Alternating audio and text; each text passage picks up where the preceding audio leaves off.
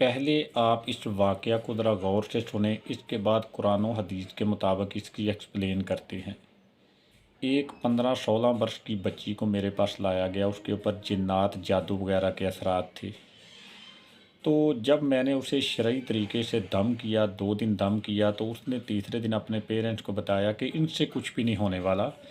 आप अगर चाहते हैं कि मैं ठीक हो जाऊं, तो ये चीज़ें मुझसे दूर हो जाएं, तो किसी काले इल्म वाले को लेकर आएँ मेरे पास, वो मेरा इलाज करे।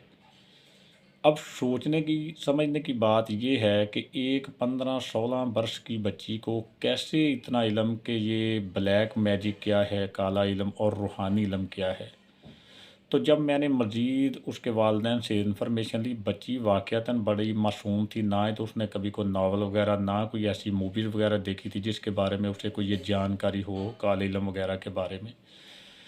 तो अब देखते हैं कि कुरान और हदीस की रूह से ये क्या है।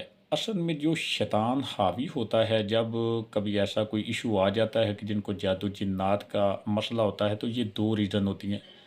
फ़र्स्ट ऑफ़ ऑल, वो आमलीन जिनके पास अगर जब कोई ऐसा छोटा मोटा इशू होता है, तो वो ऐसे आमलीन के पास चले जाते हैं कि वो जो जो जादूगर होते हैं, जो शैतान के चेलों से काम लेते हैं, और वो मुसल्लत कर देते हैं, मतलब पेशेंट के ऊपर ऐसा जादू कर देते हैं, ऐसा शैतानी अमल कर देते हैं, बल्कि किसी शैतान जिन को उसके ऊपर मुसल्लत कर देते हैं कि जो उसे टीस वगैरह करता रहता है।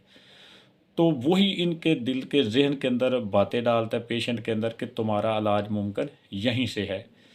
तो लेकिन अब हम अगर कुरान और हदीस की रूह से देखें, तो अल्लाह और उसके रसूल सल्लल्लाहु अलैहि वसल्लम की बताई हुई बहुत सी चीज़ें हैं, बहुत सी दुआएं हैं, बहुत से ऐसे अमलियात हैं जो इन शैतानों से छुटकारा पाने के लिए हैं।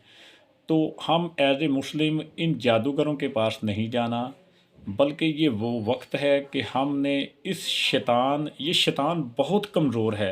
अल्लाह के मुकाबले में इसकी क्या ताकत है। आपने तो अल्लाह की मदद से इसका इलाज करना है, तो अल्लाह के सामने इसकी कोई हैसियत नहीं।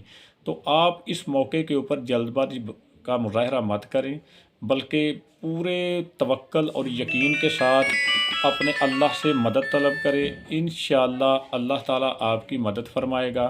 तो यही हुआ, उस लड़की ने कई चैलेंजेस दिए मुझे कि मतलब जो है ना, अब बहुत बड़ी तबाही आने वाली है, इनके लिए देखें क्या क्या ख़तरात मतलब जो इनको दरपेश होने वाले हैं। तो फिर मैंने उन्हें कहा कि ये बच्ची जब आपको बताती है, तो मैं जब इसे दम करता हूँ, तो इस बच्ची को कहीं कि मुझसे बातचीत किया करें। फिर मैं बच्ची से खुद ही मुखातब हुआ कि बेटा, आइंदा जब भी ये चीज़ें तुम्हारे पास आएँ, तुम्हें ये बातें बताएं, तो उन्हें मेरा रेफरेंस दो कि ये जो जी इलाज मुआवजा मेरा कर रहे हैं ना, मैं खुद इनसे बहुत तंग हूँ, तो तुम मुझे तंग करने के बजाय इनको पकड़ो। अगर तुम में इतनी ताकत है तो इनको पकड़ो।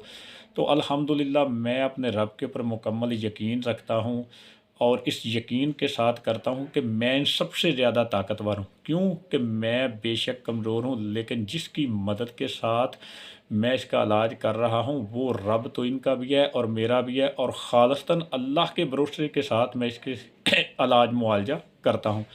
अल्हम्दुलिल्लाह वो 7-8 माह वो मुख्तलिफ़ जगहों के ऊपर लेकर फिरते रहे। तो 7 दिन के अंदर अंदर अल्लाह ताला ने उसे शफ़ा भी दे दी, और इन 7 दिन के अंदर जो वाक़यात हुए, कभी घरों में बिस्तरों को आग लग गई है, कभी वो टप है जो प्लास्टिक का उसे आग लग गई है, तो कभी वो दुपट्टा जो है वो लटकाया हुआ है, वो उसको आग लग गई है। तो अल्हम्दुलिल्लाह आग से भी बिल्कुल ख़त्म हो गया, आग भी अब नहीं लग रही है, और वो शयातीन भी अल्हम्दुलिल्लाह भाग गए हैं। तो ये है अल्लाह के ऊपर यकीन और तवक्ल की निशानियाँ, अलामतें। तो आपसे भी मेरी रिक्वेस्ट है कि जब भी कभी कोई ऐसा इशू हो जाए आपको, या मतलब देखते हैं आप हमसाए कुर्बो जवार में कोई दोस्त अहबाब को, तो आप उन्हें खालिस्तन अल्लाह और उसके रसूल के बताए हुए तरीके के मुताबिक इलाज मुआवजा करें, या ऐसे शख्स के पास ले जाएं कि जो खालिस्तन इस अल्लाह के रसूल सल्लल्लाहु अलैहि वसल्लम की बताई दुआओं के मुताबिक इलाज करे। तो जो इसे हटकर करता है वो जादूगर है, जादूगरों के पास मत जाएं। अल्लाह के रसूल ने मना फरमाया कि ये शैतान के चेले हैं, इनका मकसद ये है कि अल्लाह के ऊपर यकीन को ख़त्म करना और तुम्हारे ईमान को ज़ाया करना, और तुम्हें अपने साथ जहन्नम का ईंधन बनाना। इसलिए खुदारा ऐसे आमलीन से बचें, फ़ौरन रजू करें कि जो खालिस्तान शरई तरीके से दम वगैरह करें।